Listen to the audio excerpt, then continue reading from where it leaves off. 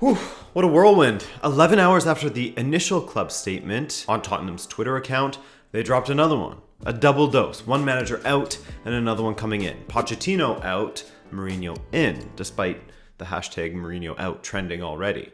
Hey there, I'm Adrian from Rabona TV and welcome to my third video in 24 hours.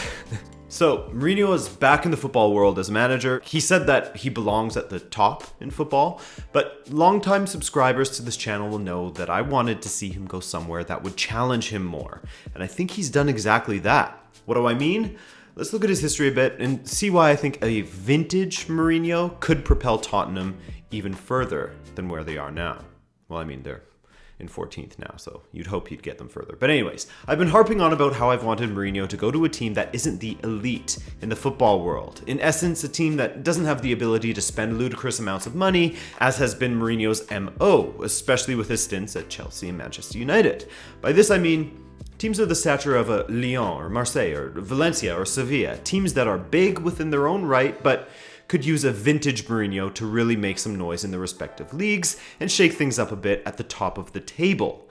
I think with Tottenham, I've sort of got my personal wish. As a fan of Benfica, I've been following Mourinho since pretty much the beginning.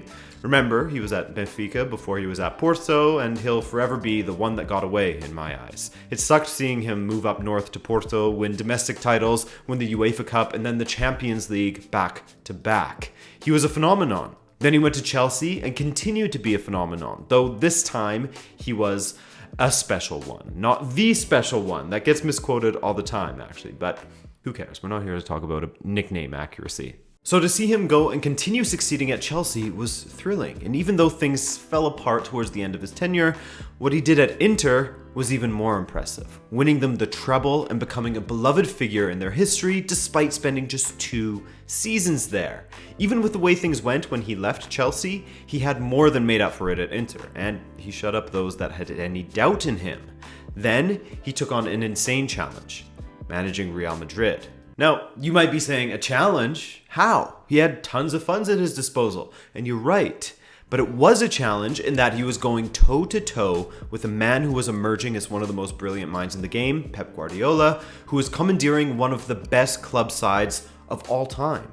This Barcelona team, which also made up the core of the Spanish side that won back-to-back Euros with a World Cup in between, don't forget about that, was cleaning up domestically and winning 2 UCL titles 2 years apart to boot.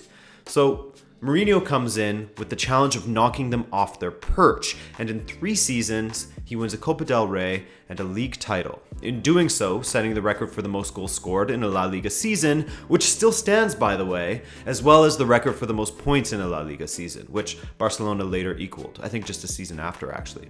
Not bad for a guy who everyone complains is an extremely defensive manager, but there is truth to him being a defensive manager as well. We won't discount that. This is where Mourinho started to lose me, if only just a bit, at Real Madrid, with his strange actions, the eye gouging of Tito Villanova, etc. And this continued at Chelsea, with his 3rd season symptoms ending his tenure there as well, despite winning a cup double in the 2014-15 season. His demeanor was different from then on. He was more prone to throwing his players under the bus, not the bus that he was parking at some of his opponents' stadiums, by the way. Sorry, I had to. And this sort of demeanor continued at United. By all accounts, Mourinho has been the most successful United manager since Sir Alex Ferguson left the managerial role, winning both a League Cup and the Europa League title, United's first European title since 2008, a title that in the past Mourinho had been quoted as saying, "I don't want to win the Europa League. It would be a big disappointment for me." That's just spin, right? But his demeanor towards the media, and again seemingly more willing to fight with his players than support them in the media, didn't sit too well. And Mourinho himself has said that he deserved the sack at United.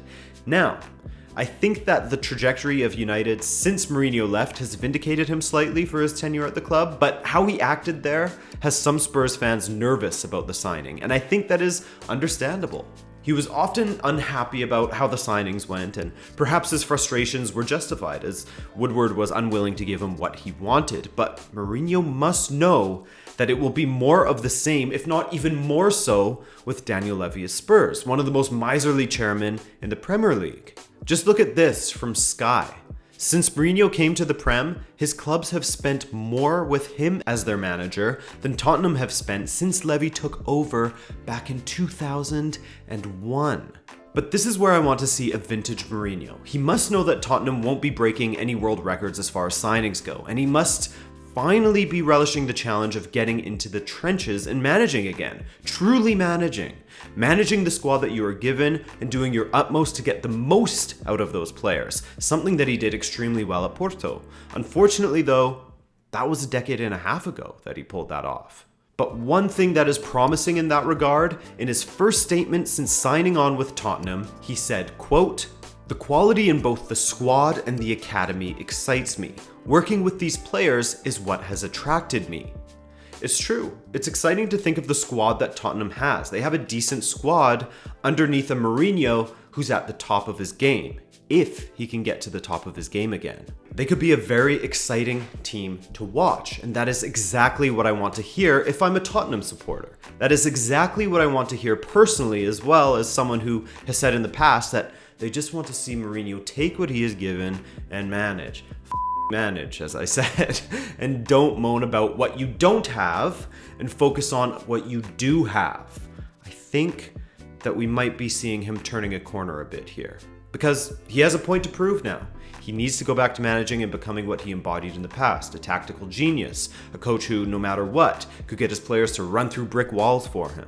You get the feeling that the Spurs fan base will be short on patience with him if his handling of the media and the players is similar to that at United, but we'll see. One thing they will love, and I can't wait to see it, is how Mourinho handles the North London derby. He's never hidden his disdain for Arsenal in the past, with his rivalry with Wenger providing some incredible moments throughout his Premier League journey. So for me, this is a sign of intent from Tottenham. Pochettino had done so much for the club, it can't be understated. And unfortunately, he just couldn't deliver what they've been thirsting for so long: silverware.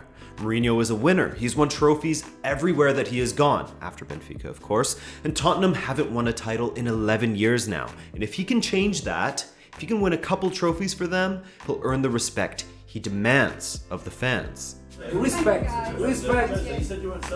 man, respect. Whatever happens, me being a fan of Mourinho, I became very critical of him in the last few years, and I hope that he uses this as a fresh start and a return to greatness. I'm quite optimistic that he can succeed at Tottenham, and he's a smart man. He realizes that he has an opportunity to become a legendary figure for them if he plays his cards right and delivers some titles. But if we see more of the same from him that we saw at United and his second stint at Chelsea, then Spurs fans will ask for the head of Daniel Levy. And man, Mourinho has some great fixtures to look forward to in December. December 4th, he goes up against his former team, Manchester United, against the man who replaced him, Ole Gunnar Solskjaer. The storylines there are just incredible. Then, on December 22nd, Tottenham hosts Chelsea, Mourinho against Lampard, one of his former players that he loved so dearly, against his former club, of course, a rival London team. Very juicy as well. Alright guys, that's all I have to say on the matter. Love him or hate him, I think we can agree he is an amazing character to have in the sport, and things just got incredibly interesting in the Premier League, a big shakeup. I also can't wait to see where Pochettino ends up next. If you enjoyed this video, a like is always appreciated and helpful to the channel. If not, the dislike button is right there next to it. I thank you for watching. I'm Adrian, and I'll see you on Friday for another video. Take care.